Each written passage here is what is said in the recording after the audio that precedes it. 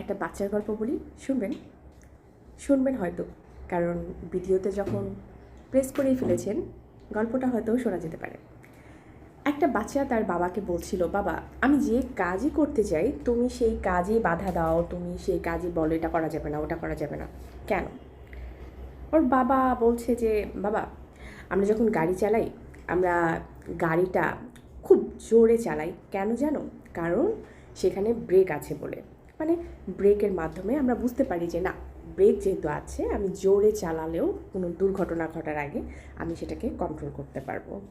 আমি সেই জন্য মূলত তোমাকে থামাই, যাতে করে এই যে তোমাকে থামানোর যে প্রচেষ্টা আমি করি, সেটা একটা না একটা সময় যেয়ে তোমাকে খুব স্পিড দিবে, যাতে করে তুমি একদম অনেক দ্রুত তোমার জীবনটাকে চালিয়ে নিয়ে যেতে পারো। এরকম একটা গল্প আসলে সকাল সকাল মনটা ভালো করে দেয়, আমার মনটাও ভালো করে দেয় যে আমার ব্রেক কোথায়, আমার ব্রেক আছে তো নাকি? আছে আছে, আমার ব্রেক আছে।